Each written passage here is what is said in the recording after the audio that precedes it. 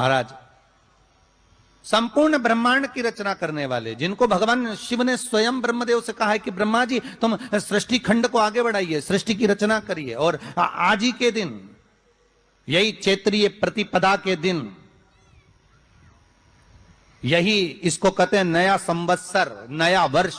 हिंदू धर्म में क्यों कहा जाता है? आज ही के दिन ब्रह्मा जी ने महाराज सृष्टि की रचना करना प्रारंभ करा था। आज ही के दिन भगवान शिव और ब्रह्मा का संवाद हुआ था। सीधे भगवान शंकर ब्रह्मदेव के पास जाकर बोले थे, हे ब्रह्मदेव, आप सृष्टि की रचना करिए। तो ब्रह्मा जी ने पूछा था, सारे नक्षत्र आपने बनाए, सारे दिन आपने बनाए, सारी घड़ियां आपने बनाई, सारा पल आपने बनाया, मनुष्य की श्वास गिनती, काउंटिंग, अर्थात मनुष्य के शरीर की रोमावली, ये सब आपने निश्चित करी है। नवरात्रि का ये जो आप पहले दिन ही कलश स्थापना होती है और पहले दिन ही आपको ये ज्ञान हो जाए कि बच्चे पूछे कि कलश क्यों रखा जाता है, कलश के ऊपर आम के पत्ते क्यों लगाए जाते हैं, कलश के ऊपर नारियल क्यों रखा जाता है, कलश के ऊपर 9 बार मोली क्यों बांधी जाती है, मोली मतलब लच्छा नाड़ा 9 बार क्यों लपेटा जाता है नारियल के ऊपर, कलश के ऊपर जब रखते हैं।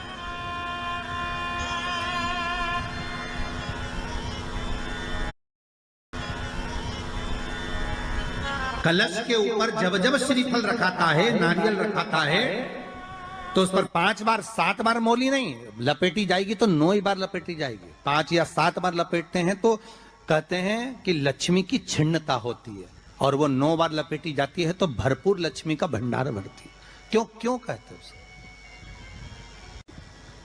भगवान कुंभ का निर्माण कर रहे हैं, भगवान कलश का निर्माण कर रहे हैं, और भगवान स्वयं ब्रह्मदेव कर रहे हैं कि आप ऐसा निर्माण कर दो जिसमें 33 कोटि देवता स्वतः विराजमान हो जाए। तो भगवान ने उस कलश का निर्माण कर दिया। अब कलश का निर्माण करा तो स्वयं भगवान ब्रह्मदेव बोले, प्रभु इस कलश के अंदर मेरा स्थान कहां है, मेरा स्थान कहां है?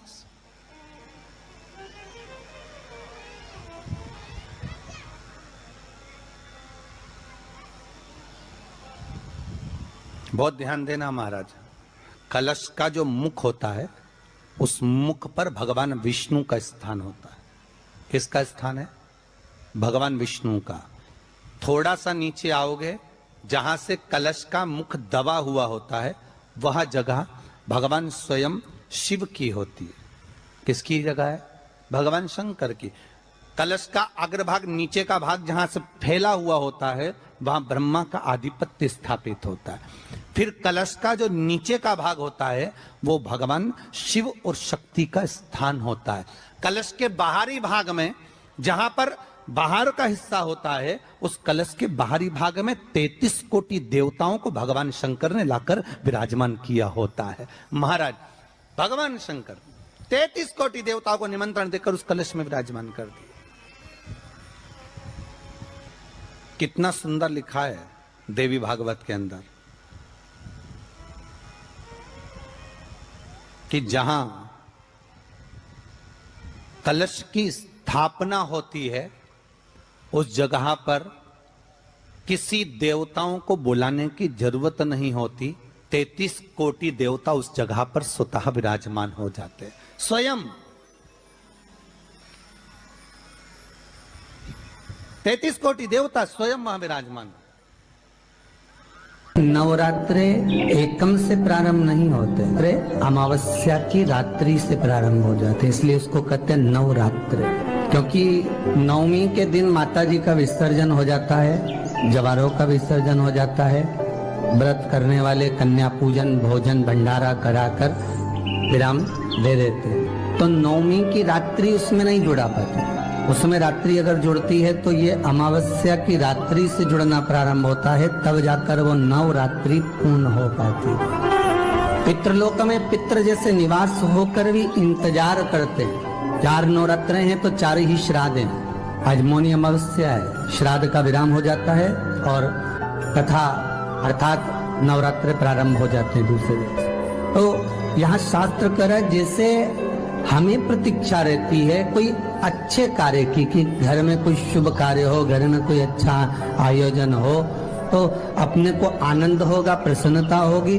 उसी तरह हमारे जो पूर्वज चले गए, जो पूर्वज चाहे वो अधोगति में गए हों, चाहे वो देवगति में गए हों, चाहे वो पितृलोक में निवास कर रहे हो, तो जितने भी पितृलोक में निवास करने वाले पूर्वज होते हैं वो भी ये विचार करते हैं कि हमारे घर के वंश द्वारा, हमारे वंशजों द्वारा कोई ऐसा सत्कर्म हो जिससे हमारे जीवन की वितृप्ति हो और हमें आनंद की अनुभूति हो। और ध्यान दीजिएगा महाराज, आपको चैत्री नवरात्र का स्मरण होगा, आपको शरदी नवरात्र का स्मरण होगा, पर जो आषाढ़ में और माघ में जो नवरात्रे पढ़ते हैं इसका एक आनंद ही दूसरा रहता है। बस इतना जरूर होता है कि दुनिया के लोग वो जो 2 नवरात्रे होते हैं उसमें कलश की स्थापना भी करते हैं, देवी का पूजन भी करते हैं, अर्चना भी करते हैं, मंदिरों में भीड़ भी रहती है और खूब प्रेम से माता का जगराता वगैरह सब होता है। पर ये जो नवरात्रे हैं 2 गुप्त नवरात्रे, इनका लोगों को स्मरण नहीं था। वो तो धीरे धीरे ये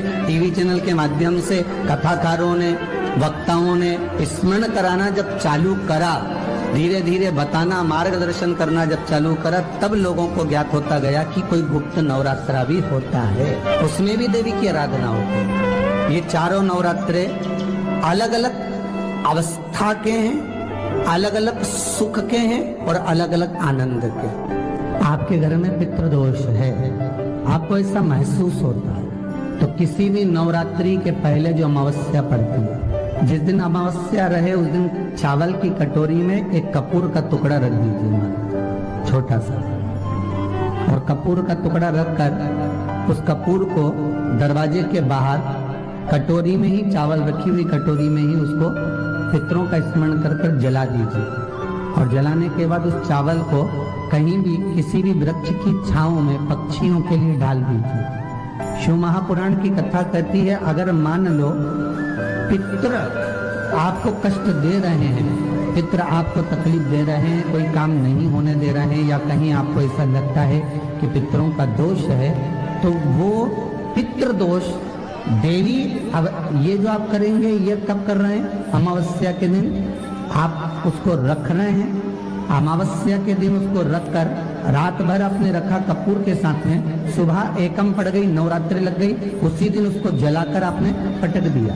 अर्थात उससे देवी और पितृ इन दोनों का आशीर्वाद जो प्राप्त होता है, तो घर में से पितृदोष समाप्त होकर लक्ष्मी की वृद्धि प्रारंभ हो जाती है, कार्य में सिद्धता आ जाती है। और नवरात्रि में भी देवी की आराधना का एक स्मरण का सुख है महाराज। ज्योत का विधान है, नवरात्रि में देवी की ज्योत लगती है, अखंड ज्योति लगती है, जवारे बुआए जाते हैं, कलश लगता है, ज्योत का भी विधान है। जिसके यहाँ दिया अखंड जलाया जाता है, अगर वो दिए की लो, दिए की बाती अगर दक्षिण दिशा की होती है, तो उसके घर में साल भर में एक घात जरूर होती है। जो दिया अखंड जलता है उसकी बाती का मुख दक्षिण का नहीं होना चाहिए। अगर आपने देवी भागवत का स्मरण करा हो, देवी भागवत को अगर सुना हो, तो देवी भागवत में स्पष्ट किया गया कि पूर्व की ओर मुख करा हुआ दिया, अर्थात पूर्व की ओर ज्योत जो जलाई जाती है वो संपदा की वृद्धि करती है। पश्चिम की ओर मुख कर कर जो ज्योत लगाई जाती है महाराज, वो वैभव को देती है। और उत्तर की ओर जो मुख कर कर ज्योत जलाई जाती है, उत्तर की ओर जो ज्योत का मुख रहता है, वो आयु की वृद्धि करती है, घर में अकाल मौत को रोकती है। दक्षिण की ओर ज्योत ना लगाएं, अगर आपको लगाना है पूरब की लगाएं, पश्चिम की लगाएं या उत्तर की लगाएं।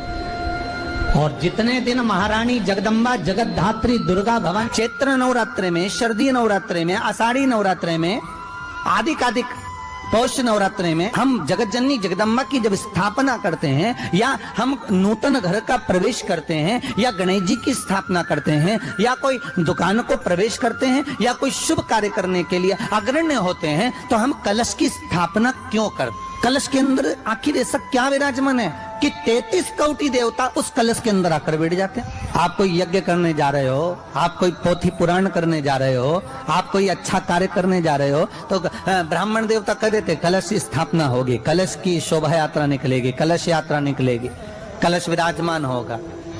उस कुंभ की, उस घड़े की महत्वता कहां से प्रकट हो गई? शिव महापुराण की कथा कहती है महाराज, भगवान ओघड़दानी शंकर स्वयं आद्य शक्ति जगदम्बा से कहते हैं कि जगदम्बा तू क्या चाहती है बोल। तो जगत जननी जगदम्बा कहती है कि जहां मैं हूं वहां शंकर है, ये आपने कह दिया, पर जहां शंकर है वहां पार्वती का होना जरूरी है। उसके लिए सिद्ध करने के लिए एक स्थान ऐसा बनाया जाए जहां पर शंकर विराजमान है और शंकर के साथ पार्वती विराजमान है। तो शिव जी ने कहा पार्वती उसके लिए मैं तुझे एक सुंदर कलश का निर्माण कर देता हूं।